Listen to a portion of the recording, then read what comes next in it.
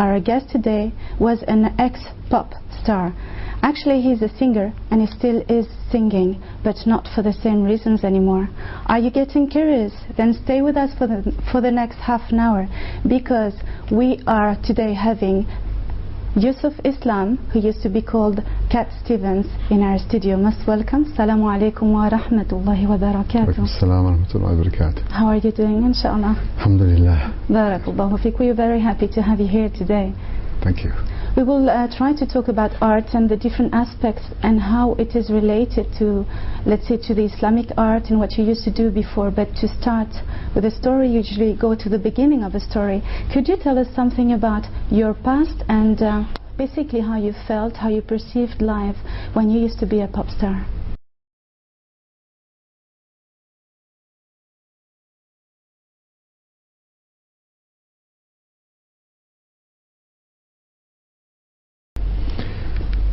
Of course, my story has been told many times in different ways, but the main issue is that my life has been, before Islam, was a search. So whether it was my personal life or whether it was my artistic life, yes, I was searching for peace. I was actually searching for big answers to life, and I was looking not just for external peace, but internal peace. Definitely. And so my songs, if people analyze my songs, you will find there are different types of songs.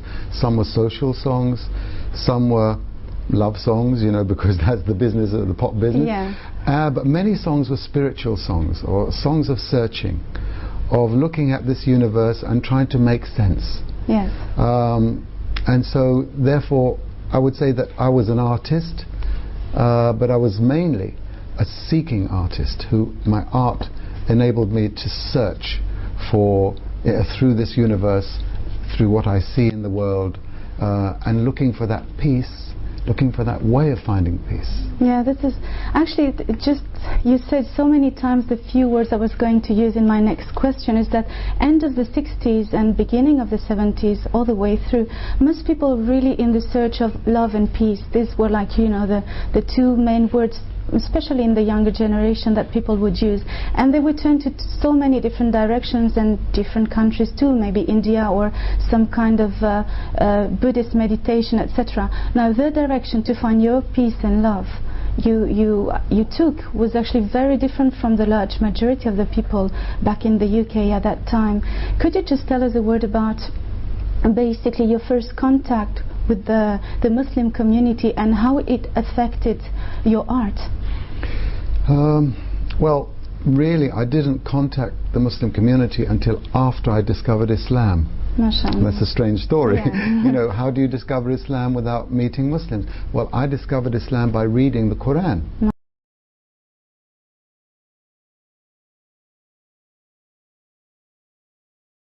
MashaAllah. So I think I was very fortunate, because maybe someone who sees Muslims today, or comes into contact, and if they're not the right Muslim, there are many good Muslims, but if they meet the wrong kind of Muslim, maybe they will judge Islam by that.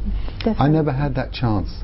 I went straight to the Quran, and from that I discovered the essence, what I believe to be the essence of the solutions which God has given us through this revelation, the Quran. And of course, the most important one is how to access or how to approach God. And if you look at other religions, each one, there is something which, if you like, diverts one away from the pure devotion and worship the one God.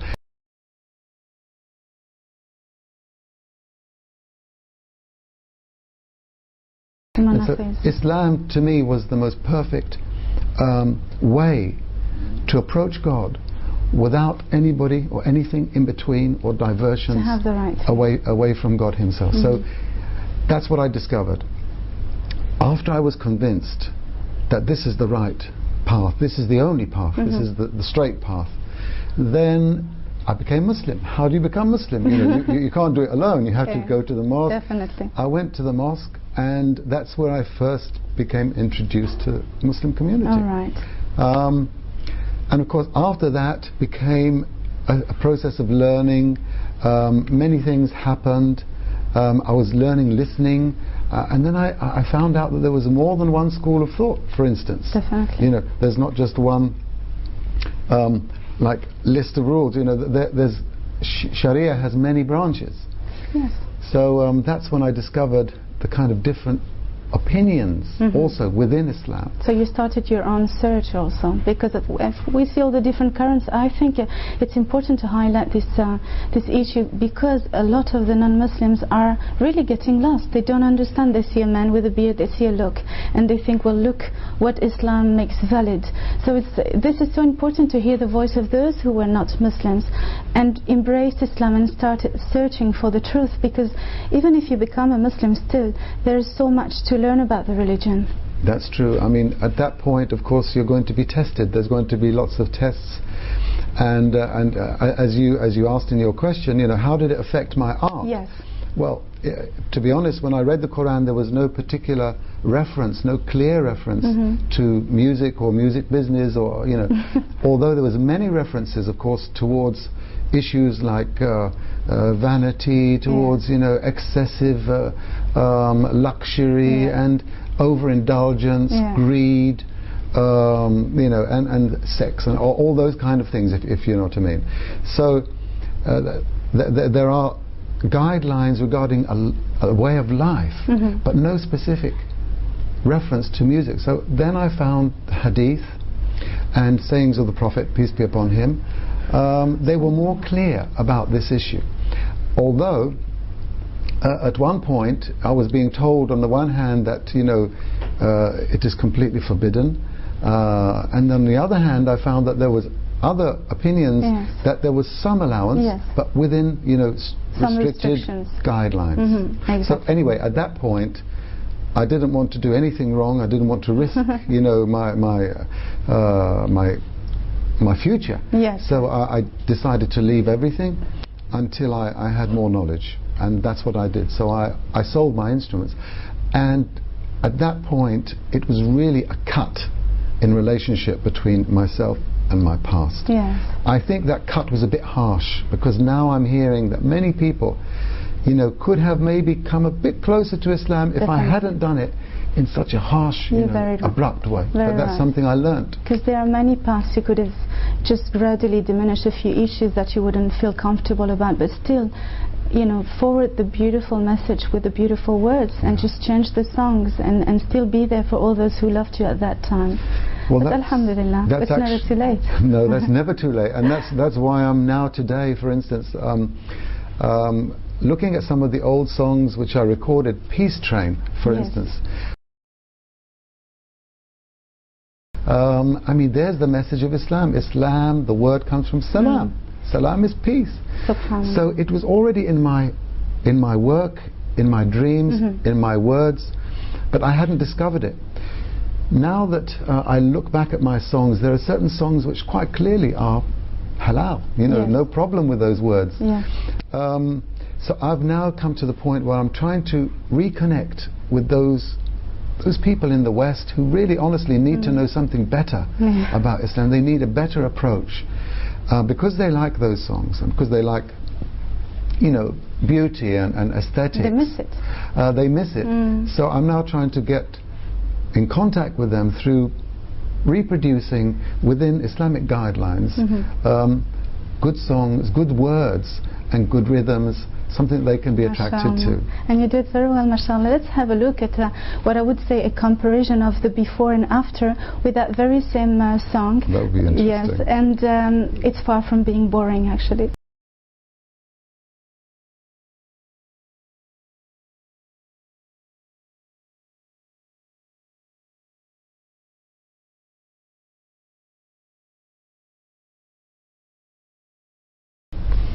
Well, watching this, it really reminds me this wonderful feeling of peace that Islam has brought into my life. I believe you're not a stranger to it, neither. What kind of message? Is this what you want your songs to reflect? What kind of message you want to basically communicate to people through your songs now? Well, there are many, of course, many things we want to communicate. But ultimately, we want to show that there is beauty, there is meaning, and there is peace in Islam. What people see today of the tragedies, which are facing and encompassing our world, are really distortions of human life and the Muslim way of life. I mean, when the Prophet, peace be upon him, said and told us and taught us this prayer, Allahumma anta salam wa minka salam fahayyina rabbana bis salam tabarakta rabbana wa ta'alayta ya dhal jalali wal ikram. I mean, there are different du'as, but essentially that spirit is not seen by many people. They don't see the prayers. They know little about the spirituality exactly. of Islam. So that's kind of part of it. The other thing is there's an educational edge, and I think it's very important also to realize that whatever we do, we must have an educational. It's towards enhancing knowledge, understanding, and so it's not just words for the sake of filling a song. This is not. We're not just talking about making rhymes. Okay. We're really talking about giving meaning, and I've written a few poems recently, and I think people will be interested in what we have to say. Correct. But peace is one of those words that when you hear it, the next word that comes to the mind is very often hope.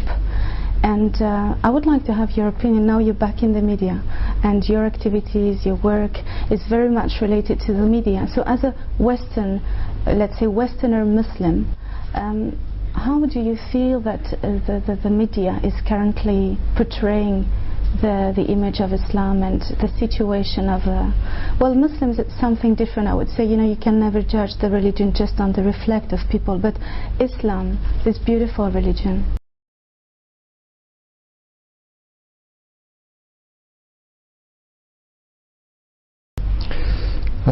We have a very big difficulty, of course, with the way in which the media has been, if you like, enclosed or has been grabbed by big business.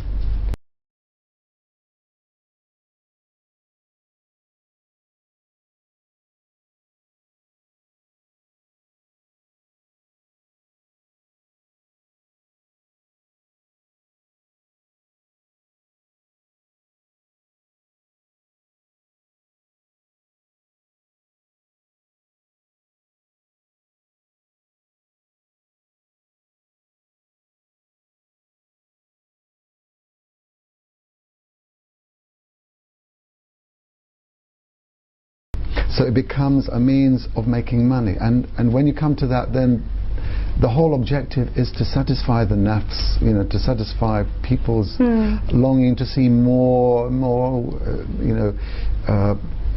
people undressing. I mean, that's what we see on television. The ego, what the ego wants to have, and feed more, and then go to those exaggerated extremes that are very unhealthy for the society. I mean, I just think that there is enough that we can offer, but we need to find a way of transmitting our way of life through the media and filtering, if you like, our artistic message through our belief in the divine and our belief in Islam. We don't sort of leave our Islam here and then we go into the media. We have to find a way of making it real from Islamic point of view. And I think the problem will be, and it is today, that some Muslims have just said, well, we go for the media, and regardless of Islam, and that's wrong. We should make sure that we blend and we filter whatever we do with our belief and as we believe in Islam. So that's the difficulty, but I don't think it can be that difficult if we try. I think the only thing is we are compelled to try. Yeah, definitely. People need really to start making those changes, and Islam is a way of life, and this is the only way we can forward the message to people, by portraying the best image we can to others, and especially to those non-Muslims. And I would like to ask you also regarding these values, and we're talking about the different ways of life from one society to another. I would say that the large majority of new Muslims, and especially in these past years, are, we could say, in between two cultures, you know, just like you and me, probably we Westerner, but at the same time, of course, and with pleasure, we very much indeed influence and enjoying the influence of the Islamic culture. So we have this contrast of the before and after. How do you think, or what are the values you think that Islam or the Islamic culture could give to those Western societies, to our countries that are actually, you know those values that we are losing nowadays? Well, it's obvious that if you look at the history and recent history, you know, the spiritual values, religious values have been disappearing, you know, from the Western society. Its advancements in technology and in science, with its drive for economic goals, you know, has actually forced it to leave behind an incredible treasure, which I believe we have. You know. Yes. Now the problem is we appear to be backwards because we're kind of, to some Westerners, we appear, well, you know, what have we produced? Actually, when we were at the forefront of our strength in Islam, we were at the forefront also of science and developing those things which human being needs. You know, in so many fields of science, of optics and medicine, and geography and anthropology. So therefore I think that we need to reclaim this educational ground, and that way I think that we can also make sure that we can infuse today's world with spirit, because we have the answers. As far as I can see, we have the answers, but a lot of Muslims also are not delivering those answers to the West. We're kind of, you know, we're looking at our pieces, our land, our borders, and really we should be talking about universal issues. Very true. And you know, that's what I believe Islam is. You pointed out something really nice, because sometimes when we talk about values, a lot of people will go like, of course this is important, you know, all these problems we have with pedophilia or drug abuses and, you know, this kind of issues that are more and more available, and especially in some so-called civilized or advanced or modern societies. But this issue you just pointed out, I think needs to talk a little more about it. And definitely I remember when I was a teenage, or even later on in my studies, and for the large majority of the studies you can have in Europe or in Western societies, you would get very, very little information about the beautiful heritage we have from Muslims or from Arabs, generally talking. Very often we hear it comes from the Romans, and the Romans, they had it from who knows where, you know. It's not really specified that not so long back, before actually people came from North Africa or from different Arabic countries, we had very little here in Europe. Just to start with Spain, for instance, people used to wear their clothes until they were completely finished, because they didn't even wash them. They didn't know what soap was. They didn't have mathematics, even medicine. All these issues, I mean, go to the small thing, to the, you know, even the luxury, though it's not recommended in Islam, but the silk and all these materials, coffee, and even the furniture at home. All of these issues come from the Arabs and the Islamic culture. Would you like to tell a word about that?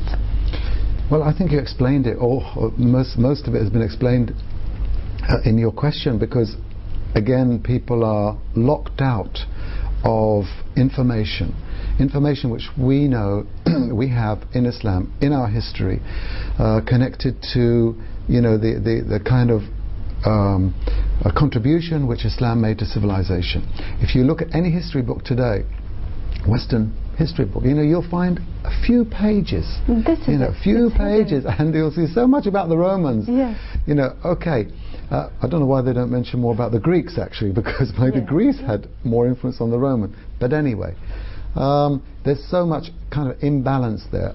That's where we come down again. It is not a matter of waiting for others to do this work. It's a matter of Muslims, you know, getting up and devoting themselves to this work. It's not, we can't point fingers and blame everybody because of our situation. No, definitely. We have to change, you know, our attitude and contribute. Definitely. That's how we did it in the past. That's how we've got to do it now. We're going to do it, inshallah.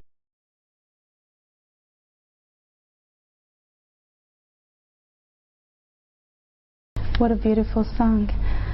Could you tell us a word like as a conclusion, because we are getting to the end of the program, about your work and whatever you feel, you know, just you'd like to share with the viewers as a last word, basically?